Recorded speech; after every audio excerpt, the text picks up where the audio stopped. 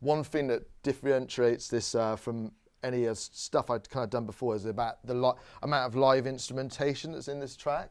You may not like sort of recognize that because we kind of like treated them like samples, but there's a lot of live instruments, and that comes down to a guy that I met called Pete Joseph, who's a fellow musician in Bath, and he's like a multi-instrumentalist, and he can play like every instrument known to man. So like the good thing about that is you can get like 5 instruments for one session fee, you know. So he can play guitar, bass, horns. So like for this, I got him in, and just sometimes I just get him in when I've got the bare bones of the track and just let him play over it. And you know, he'll say, "What do you want?" I say, "Can you bring guitar, bass, horns?" He even sings as well. He's a good singer as well. It's just like, it's amazing because you get loads of little parts down. So the first bit I want to talk about is the kind of like the intro and the guitars. So it started with this.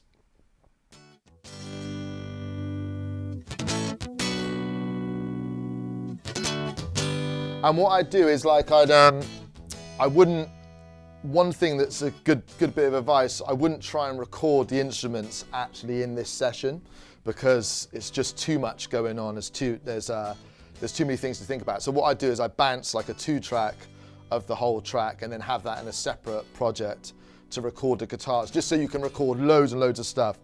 So yeah, he started off with this guitar, and then we added these little fast guitars.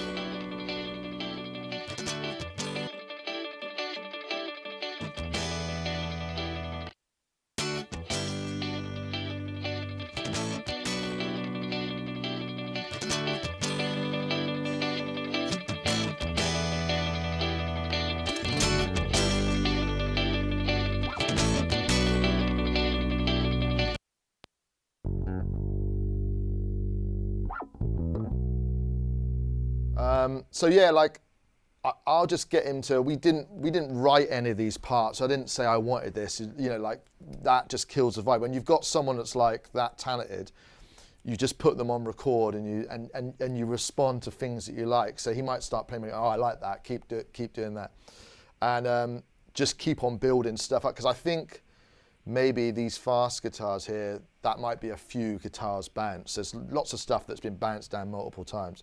But yeah, like I say, I'll do that in a, the worst bit about this is the next day. Like the bit after the session when you record these things, you're all buzzing because you've got all these things, you're buzzing.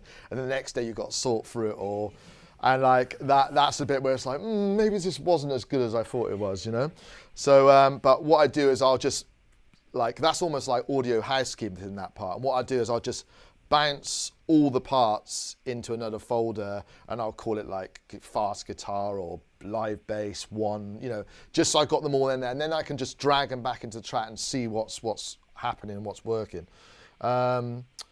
There was, yeah, there's lots of other little parts around this as well. I've got like a little bit crushed break here as well. That's sort of.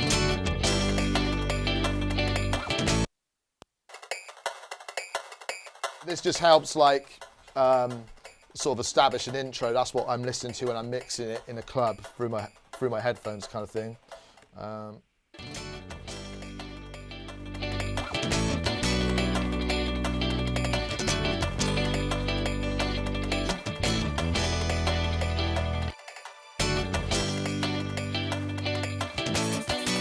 I got some shakers as well. It's been a while since I like looked through this track actually. As I've got to remind myself of what's happening. But yeah, there's lots of little.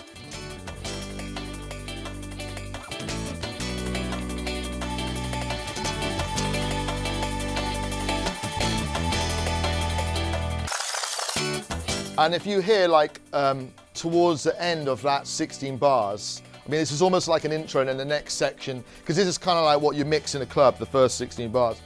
And then when it goes into the breakdown, like I always find when I'm working in sections like that, just if you can hear that like high-pitched vocal there, I'm always fading things in so it feels like it's like leading up to something rather than just staying on one level.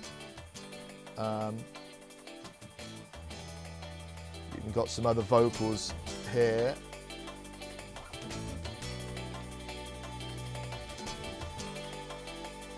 Yeah, so I've got. Yeah, so those are just fading in. So all stuff that you don't hear in the track, and even I can't remember them now. Like, but just all stuff that if it's not there, you kind of miss it. And now, so the next part was the horns here. Now this is the bit I'm most proud of about this track. How good the horns sound. We recorded those live with Pete again, and he like. We just did it one, like it sounds like a whole horn section, but we just recorded it one note at a time, and I'll break that down for you in a second. So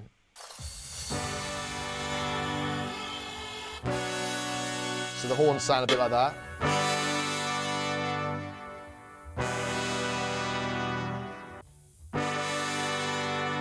I've got all the individual horns here.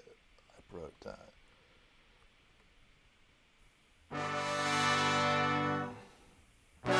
Yeah, so we just recorded it like a note at a time.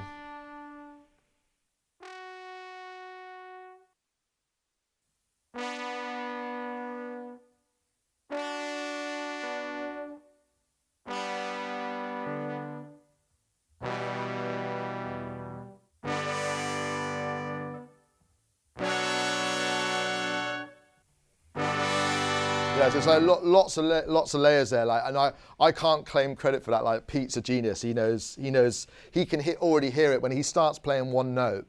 He already heard that in his head. As me, I'm thinking, don't know whether this one note. You know, when you start with that,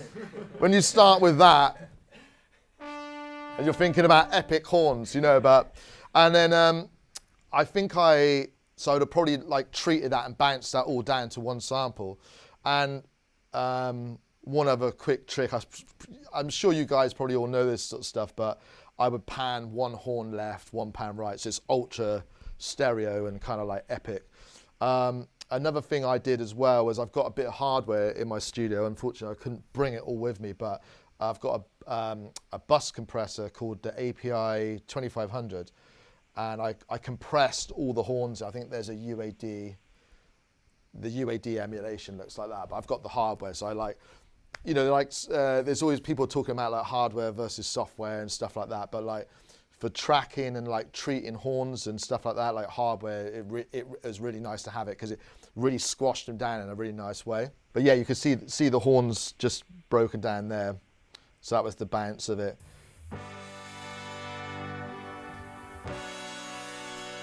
Actually, you can hear the amount of compression in there. It's been compressed quite heavily. And one key thing in this track as well is that like one of the key elements of this track and what gives it its energy is this sample from like a rave pack of these horns. There you go. Oh. This here, right here. So if you notice, that's in the same key as all the horns, and when you put those two, like that, just like creates that like feeling of energy and like anxiety. Like it creates excitement with that. So if you don't have those like high pitched horns, the rave horns there, it doesn't have the same feel, so that's a very important part in this track.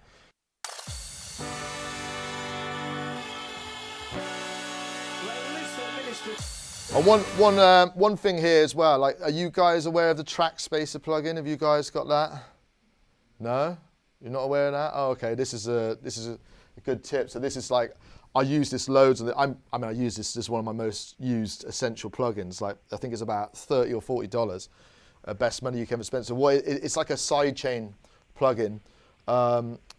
What that does is on the horns here, you want the horns to kind of like be right up front in your face when they first drop. But when you've got vocals coming in, it becomes a bit of a mishmash. So if I play it to you with this Trackspacer off,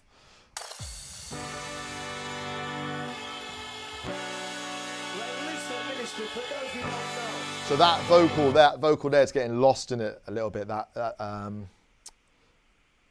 This little part here. So I've sidechained that vocal to the horns, so it actually ducks out when that vocal comes in.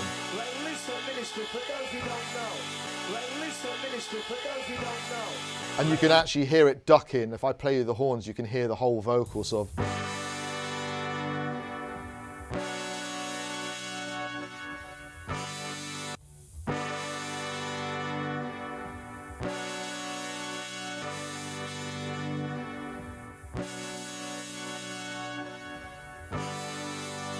So like it sounds weird when you play it on its own, but it's ducking to all the vocals, and like it was quite hard to get that right, like that amount of side chaining, just so everything fits in. Because you're like, this is the thing with this track, is like you're trying to cram loads in and make it all work. So that side chain, Trackspacer is one of the best plugins. It's not just